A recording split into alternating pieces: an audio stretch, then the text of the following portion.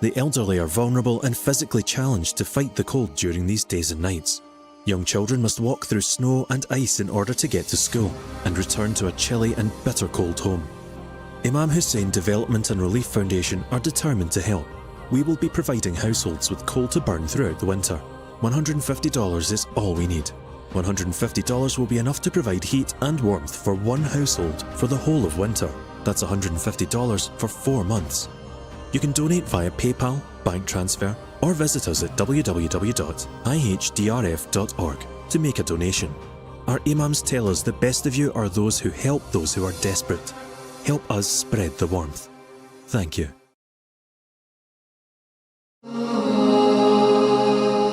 We question our daily position, seeking answers and definitions.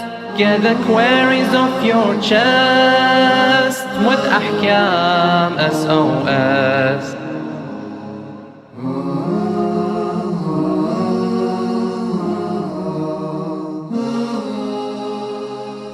Assalamu alaikum wa rahmatullahi wa barakatuh. Welcome to Ahkam SOS, the show that discusses Islamic duties and practices.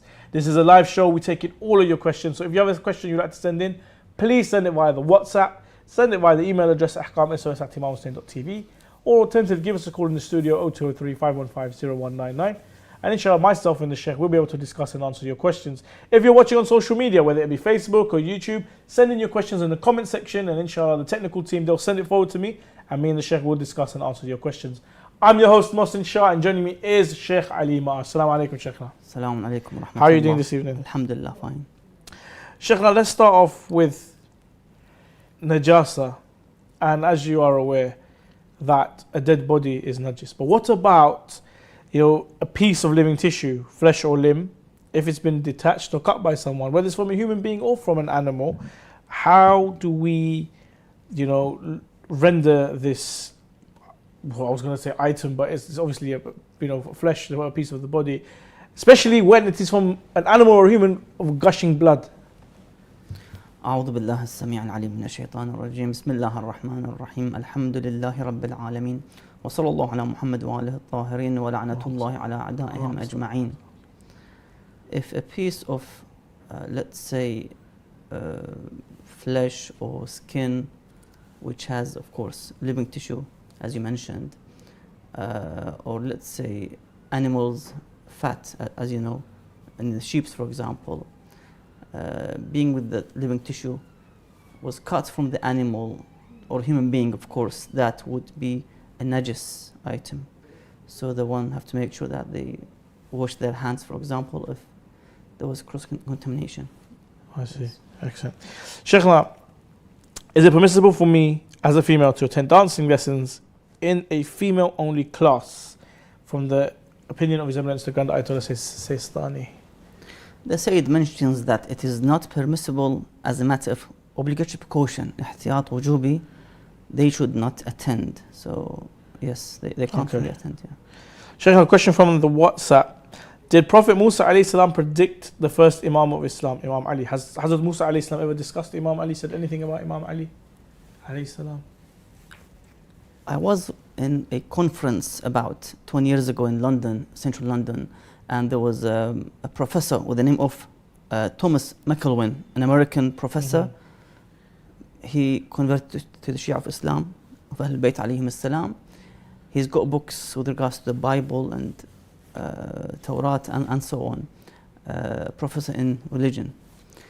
He stated in his speech in that conference that when Musa alayhi salam went to see Fir'aun for the first time, he shouted and screamed, Ya Ali, when he went to see Fir'aun. Yes. So, yes, the prophets, they have submitted to the wilayah of Ahlul Bayt alayhim as-salam. Allah Azza wa Jal made it very clear to them, the wilayah of Ahlul Bayt alayhim as-salam, the ma'rifat Fatima alayhi salam as well. So, the prophets are prophets when they have submitted to the wilayah of Ahlul Bayt salamullah alayhim ajma'in. Ahsan. Sheikhna, a really interesting question here. What is the correct pronunciation of the Arabic alphabet letter Dha? Thank you. It's the sa with the dot on top. How would you pronounce that properly? We have two types of dad. The one is with the alif. Let's say ظاهر. So you say ظاهر, ظاهر. And we have the one like the sad. Yes. صراط المستقيم. So let's say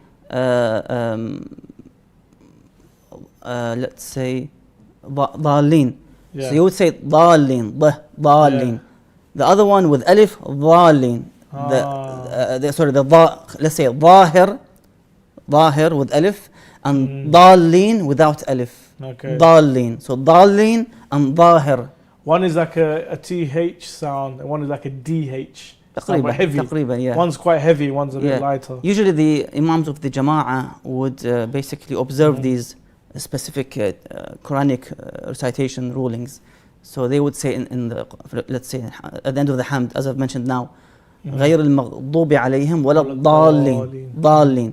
But when they say, let's say, هو let's say الظاهر, so ظاهر, because it's this alif and this ضاد. So that's the difference. I see, Hassan.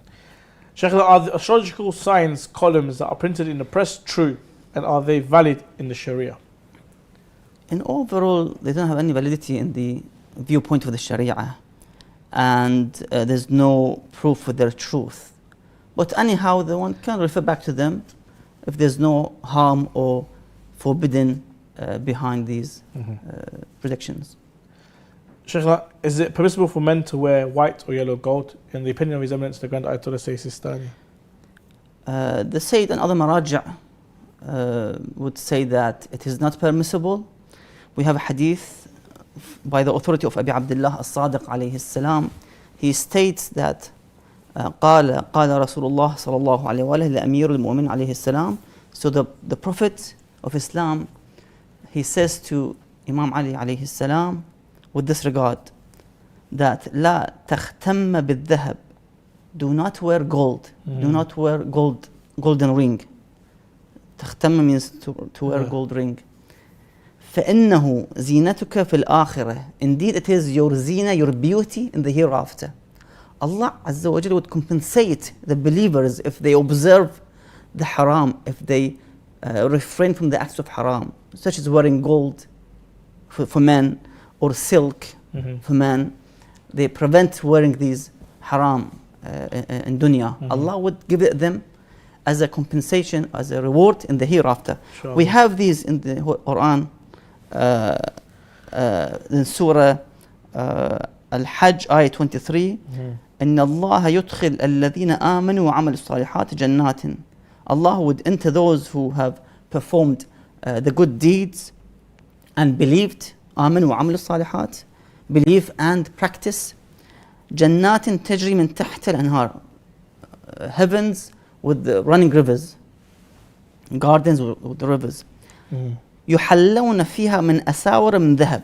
They would be given as a reward golden bracelets. Imagine golden bracelets. ولؤلؤة, pearls as well. ولباسهم فيها حرير. Their clothes, garments will be from pure silk. MashaAllah. That's in paradise. So you don't wear silk as a male in this dunya. Allah would give it as a reward in the hereafter. Inshallah. Even the ladies who wear hijab, Allah would reward them for this hijab wearing in the paradise. Another ayah in Surah Fatir, ayah 33. جنات عدن يدخلونها. They enter those, paradise. يحلون فيها من أساور من ذهب. Again, they would be given gold. ولؤلؤة ولباسهم فيها حرير. Again, they would be given garments or clothings with silk. So Allah would reward for those who prevent, from the gentlemen or the male who prevent wearing gold and silk. Allah would compensate in the hereafter in paradise with gold and silk as well. Inshallah. Sheikh, loads of questions coming in from our viewers. I was wondering, Assalamu alaikum, Sheikh. Salam. I was wondering, did Umar and Abu Bakr do good for Islam, and were they ever praised by the Holy Prophet? You see, according to hadith from Imam Baqir alayhi salam, Allah. that there was, I just mentioned briefly, that no blood was shed during the course of the history of Islam, and that blood of the innocents is on the neck of those two. In other words, what they did when they usurped the Khilafah from Ali alayhi salam, they caused a great deviation in the Muslim nation and Ummah till today. They also had the expeditions, they went and took over other lands and so forth. Exactly. So what they did was disastrous towards the humanity, towards the faith of Allah Azza wa Jal, the Deen Allah Azza wa Jal. So it's all negative rather than positive. So what we see today is the result of the Saqifa Day, in which they prevented the truth to be implemented on this earth, and they allowed for corruption and they allowed for deviation. As I've said before, they've changed the Salah, they've changed everything in Aqidah. They've changed everything. So that, of course, was the beginning of deviating the right path of Islam from its true sources. But of course, alhamdulillah, Allah is just, Allah is wise. And this time He didn't allow that Islam to be completely to be deviated and diverted from the right path. And that's why we see that Ahlul Bayt sacrificed that for this Islam to exist and to be a hujjah upon every individual who knows about Islam.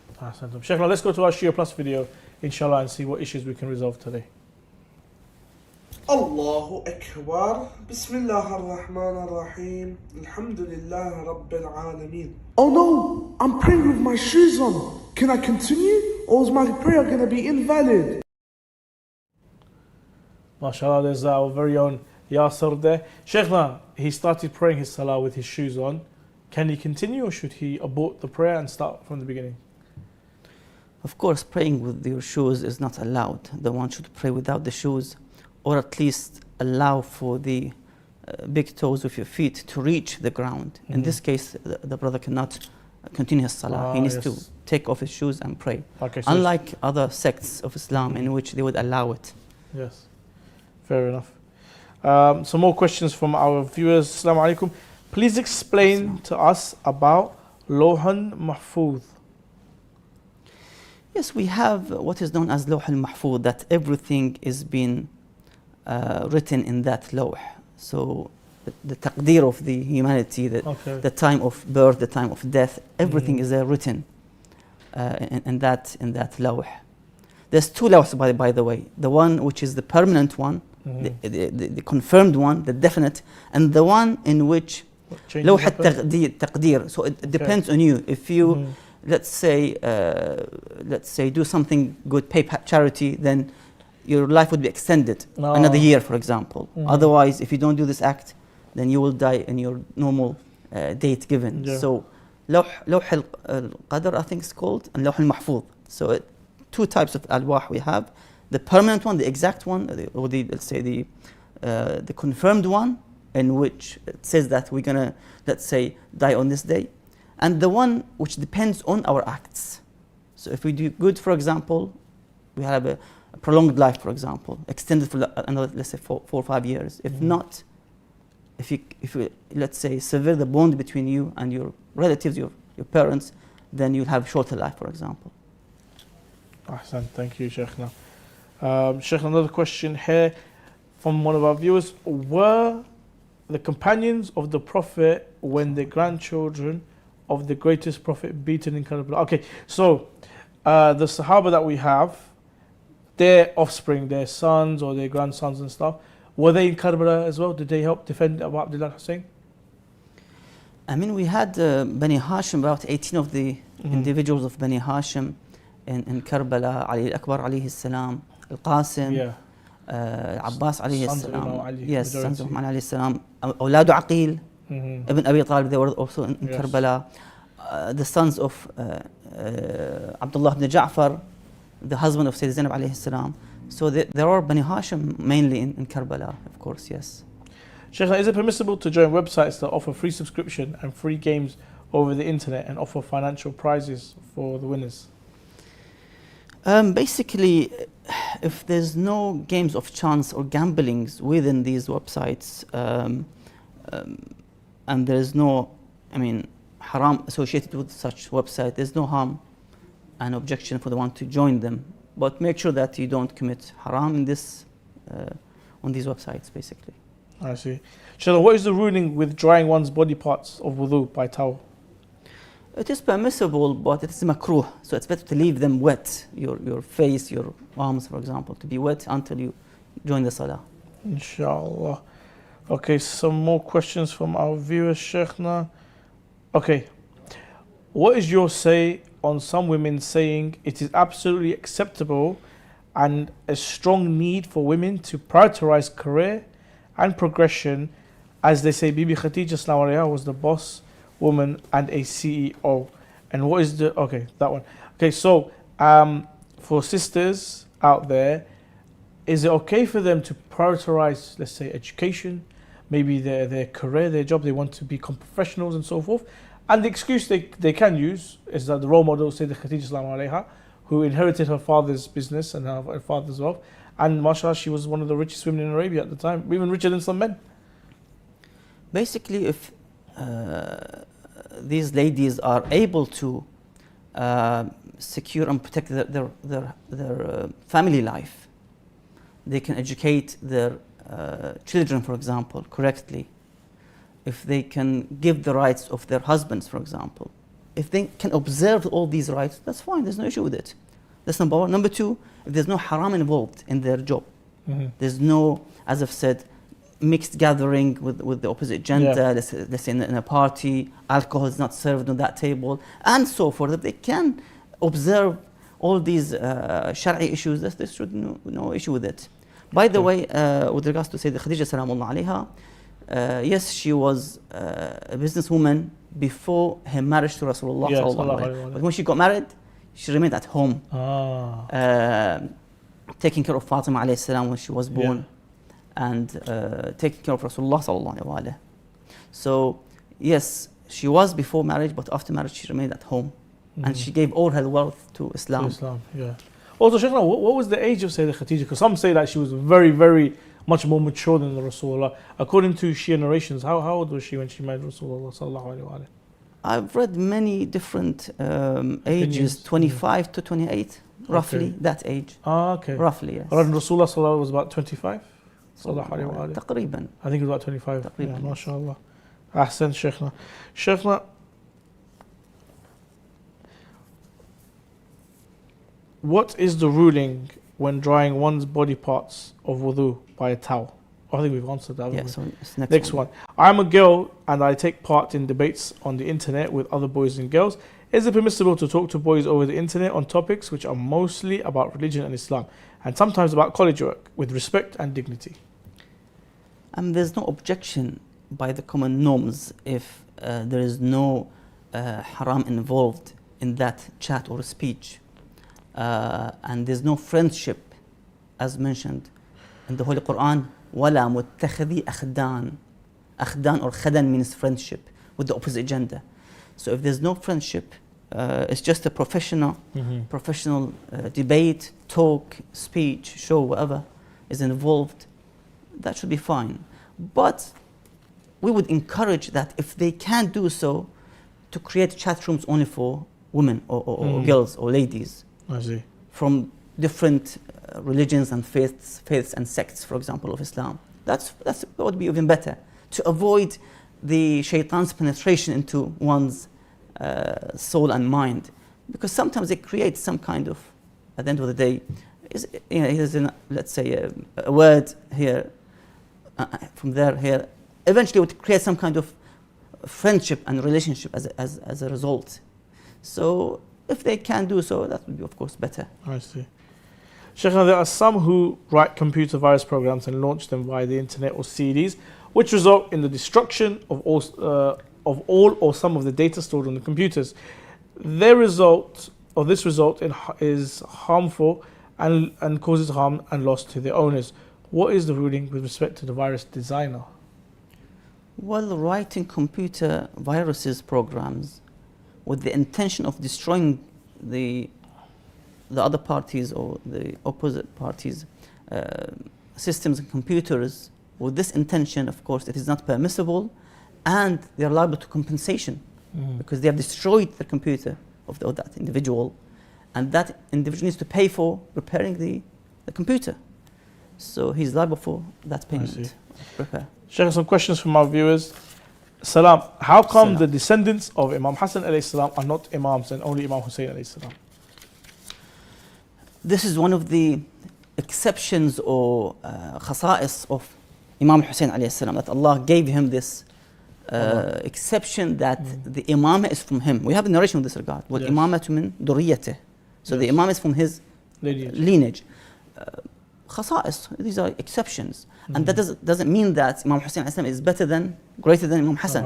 It's the other way around. The Imam himself said that وَأَخِي أَفْضَلْ مِنِّي. So that's my brother is better than me, في مضمون hadith. So Allah Azza wa Jalla chooses to be in one of these lineages. So Sheikhna, are statues in Islam as well as statues of the 14 Ma'sumin allowed? the statues of the Ma'sumin alayhi salam, in overall the statues is makruh ala kulli hal to be used at home. So pictures or statues. In the public, for example, I'm sure I've seen one of the famous, I think Sheikh Saduq or Sheikh Tusi, there's a statue of him outside in the public to honor this individual. What about the Ma'sumin and so forth? Can we have a statue of Imam Hussein? A statue of Abu Fadl? You see, there's a debate with regards to the statues. Is it up to the chest or just the head, for example, for the one who engraves or crafts the statue? So there's a debate with this. Is it allowed? Is it not allowed, for example? But in overall, to have a statue at home, let's say, and you want to pray, you have to cover it. It's just a makruh. It's not the haram issue, but a statue or a picture and so forth. Sheikhna, is it permissible to paint image of living things with a brush or with pencil for educational purposes? Yes, it is allowed, but with makruh, karaha, and discouragement in this regard. I see. If a pregnant woman undergoes a cesarean delivery by opening the abdomen and no blood comes from her from the usual position, rather it comes out from the wound, is this blood considered a postpartum? From the opinion of His Eminence the Grand Ayatollah Bashir Najafi. The Sheikh mentions that it is not considered to be as postpartum or nifas because it's not from the usual part position. It's from the abdomen, so it's not nifas. So what is the ruling regarding keeping statues of living things or animals or humans in homes? Again, it's makruh. It's an act of makruh, and the makruh means that you won't get a reward for it. And in the case of salah, if you want to pray in that room and there's a statue or picture of an animal or human being, then of course the karah means your salah thawab would be less because there's a statue or picture. So best thing is to cover it with a curtain or something. Even if it's of a bird? It doesn't matter. It's a living animal. I see. So best thing is to cover it with a curtain. I see. And pray. Sheikh, some young men work in repairing and maintaining radio and television broadcasting equipment, and it is obvious that the broadcast contains some prohibited audio and video materials, but their job does not actually involve the presentation of the programs. What is the ruling regarding their job function? I mean, there is no objection or haram for this type of job as long as they're not involved in the direct, airing, for example, the haram materials, ala kulli hal, songs and so forth. It's just a repair of the systems and the equipment, so that should be fine. Question here from one of our viewers. Salam Sheikhna, what is the ruling on getting tattoos? From what I understand, I cannot have a ma'soom name or quotes from the Quran. What about hadith and quotes from the ma'soom? Are they allowed? I mean, there are different opinions with this regard. I mean, ala kulli hal, the problem is, when it comes to the state of janaba, impurity, that's the issue. So the one should prevent from using the names of the Ma'asumin alayhi salam in overall, and specifically Asma'ullah Azza wa Jal, Allah, kada. So try to avoid using these holy names, because when you are in a state of janaba, then of course it's not appropriate. Exactly. Ahsantum. Inshallah, we're going to go for a short break, inshallah, and then join us after the break as we continue our discussion here on Ahkam SOS. See you after the break. I have a question regarding keeping pictures of Is it scholars at permissible to home. plant trees by or Was over Islam the graves? established based on peace and Is it permissible non-violence? to collect donations for charity projects from Is it permitted individuals? to consume canned food imported from non-Muslim Is there countries? an issue for men looking at non-Muslim women? To have your questions answered live, call in on +44 2035 150199 or WhatsApp us on +44 7415 092155. Alternatively, you can also email us on ahkamsos@imamhussein.tv.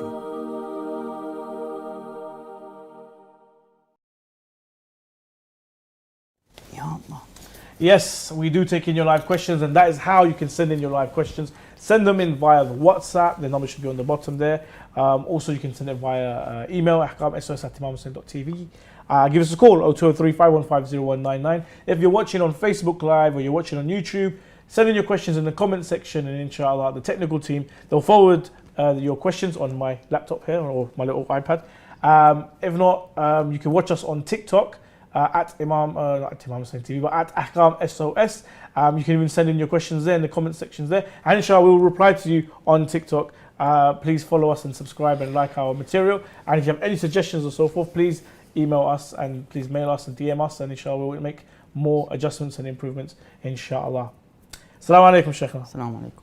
Sheikhna, more and more questions are coming from our viewers, mashallah. Question here: are toe and feet fetishes halal? This is probably between husband and wife, and this is allowing him to look at his wife's feet or hands or so forth and being aroused by it as well. Is this halal for him? So she's his wife? Yeah. Of course. If it's the wife, then everything's halal. Okay. To look at her with lust, to arouse, of course. Fair enough. Also, Sheikhna, assalamu alaikum. What kind of sports are recommended in Islam for both men and women? I love horse riding. Is this okay? I think you've got the answer. It's three types of sports mainly mentioned in the hadith. Swimming, Yes. wrestling, and archery, I believe.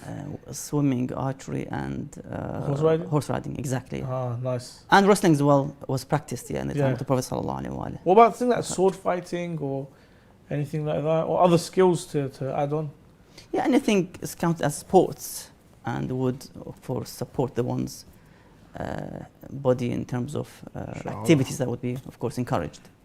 Assalamu alaikum. Is Imam Ali alayhi salam mentioned in the Injil, the Bible? Yes, he is mentioned. I cannot remember the reference, and he has a different name also. Yeah, you can go back to the books of Professor Thomas McElwain, American professor convert. He wrote books with this regard. As I mentioned, he mentions that Musa said, Ya Ali, when he went to see Fir'aun. And he brought this from either Torah or Injil. I see. So we know that Rasulullah sallallahu alaihi wasallam was referenced in the Gospel of Barnabas as Ahmed. And I think Imam Ali is mentioned as Elia. Elia, possibly. Elia, yes. Yeah, or Elisha, something like that. There's something there. Yes, yes. Well, inshallah, we'll talk about it next week. We'll do some research on that. Who has the best amongst the Imams? Who was the best amongst the Imams of the Ahlul Bayt in terms of knowledge and science? That's a really good question. Sheikhna, who was the best out of the Imams in terms of knowledge and science? I think it has to be Imam Ali, no? You see, in overall, Ahlul Bayt alayhim salam, they share the knowledge with each other. So it's the knowledge is shared, the asma is shared, and so forth. But there is a rank, no? I think Imam Ali was the most superior in status compared to the other the status is different than the knowledge. Knowledge is something else. The status, the person's status is different than the knowledge. Sheikhna, what is the ruling? Hold on, let's go down here. Is clapping permissible during programs held in the Husayniyah on the occasions of the birthday of the Ahlul Bayt, peace be upon them, if the clapping exceeds its normal limit? If the normal clapping is being used, then there's no issue with it per se. Just a normal clapping, yeah. Nice. Sheikhna, what is the ruling regarding watching entertainment programs broadcast on satellite channels? As long as there's no haram involved in those programs or shows, then there's no issue with it. Okay. Some more questions coming in. Are Muslims allowed to befriend Christians? You see, we are being advised to live with others in harmony and peace, with other Muslim sects, with other faiths, religions, creeds, to live in peace and harmony. وجعلناكم شعوب وقبائل لتعارفوا, to know each other. إن أكرمكم عند الله أتقاكم, of course. The one who has the highest status is the one who has taqwa and piety and God-fearing. So we have to treat everyone as human beings, respect them in terms of humanity. Of course, the one who has taqwa would be favored. Assalamu alaikum, Sheikh. Can one pray with clothes having pictures of animals or cartoon characters?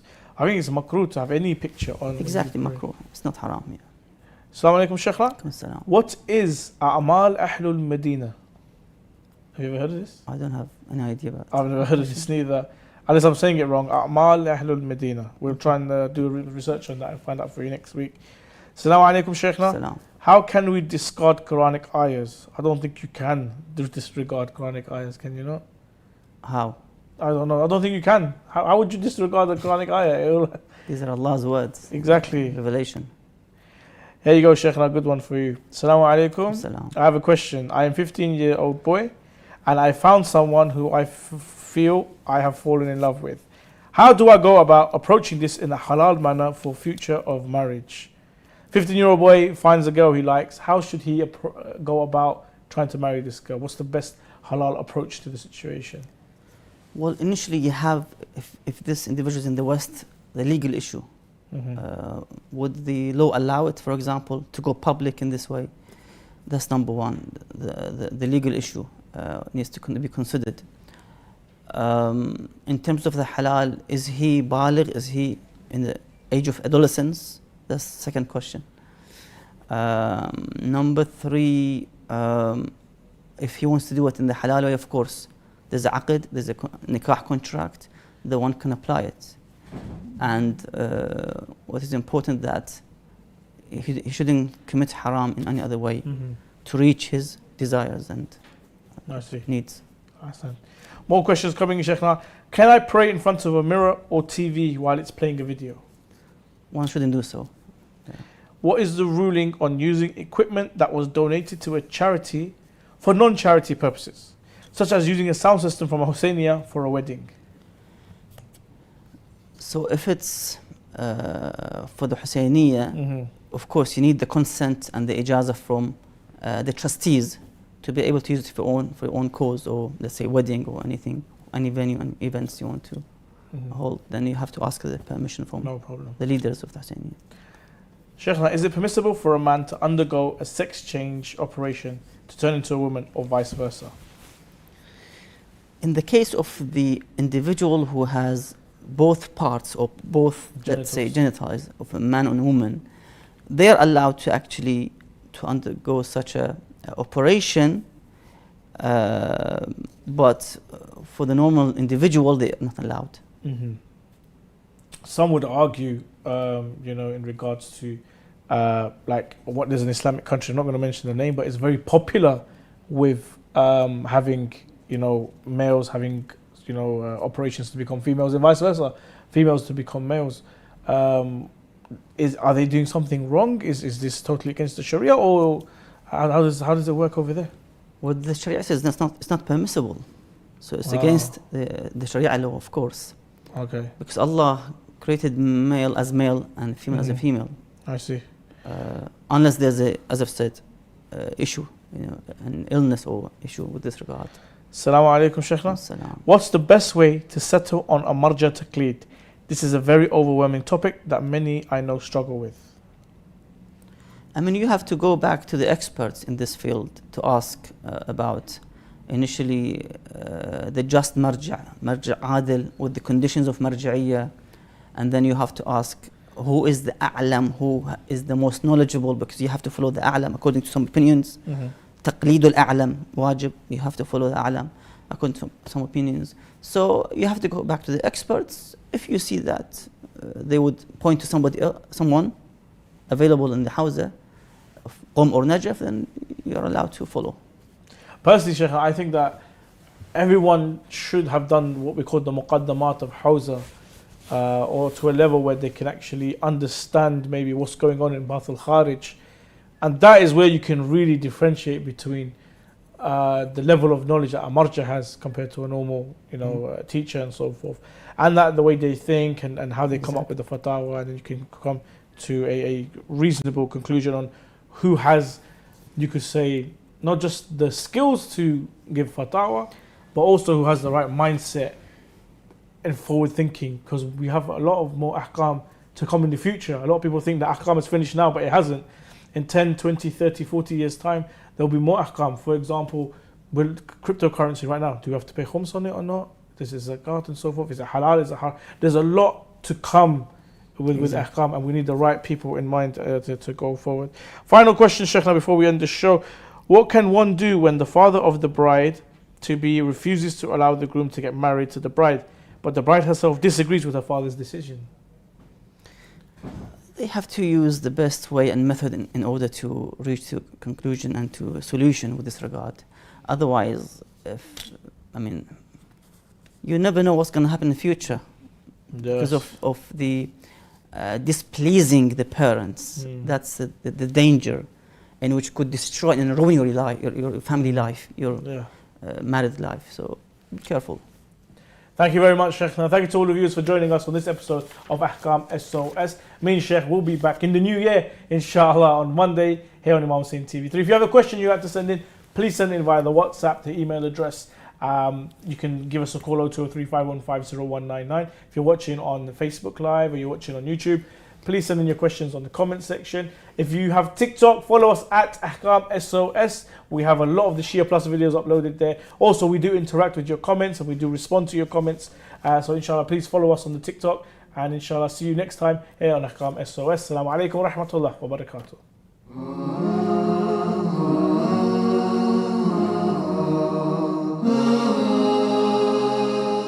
We question our daily position, seeking answers and definitions. Get the queries off your chest with Ahkam SOS.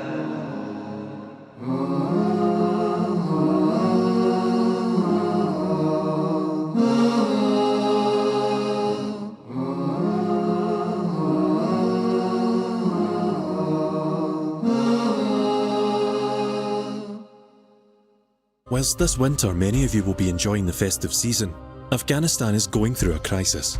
Every winter the weather will reach temperatures as low as -18 degrees Celsius. With little finances and homes not adequate enough to keep the heat in, many families struggle during this season. The elderly are vulnerable and physically challenged to fight the cold during these days and nights. Young children must walk through snow and ice in order to get to school and return to a chilly and bitter cold home. Imam Hussein Development and Relief Foundation are determined to help. We will be providing households with coal to burn throughout the winter. $150 is all we need. $150 will be enough to provide heat and warmth for one household for the whole of winter. That's $150 for 4 months. You can donate via PayPal, bank transfer, or visit us at www.ihdrf.org to make a donation. Our Imams tell us the best of you are those who help those who are desperate. Help us spread the warmth. Thank you. When a person cries for Imam al-Hussein, this tear that comes out of the eye is an expression of the love and the mahabba and the mawadda for Imam al-Hussein, which is in the heart. Therefore, the tear is an expression of this firmly deep-rooted love that lies in the heart. Allah subhanahu wa ta'ala has made the emotion of love so powerful in that if it is manifested through a tear, this tear has the potential to cause revolutions that will cause earthquakes and bring the thrones of the tyrants crashing down to ash and dust.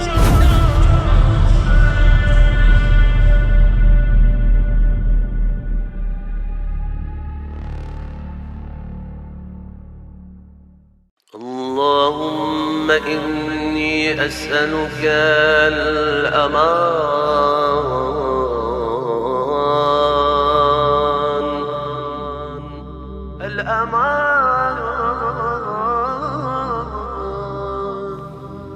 الأمان الأمان الأمان يوم لا ينفع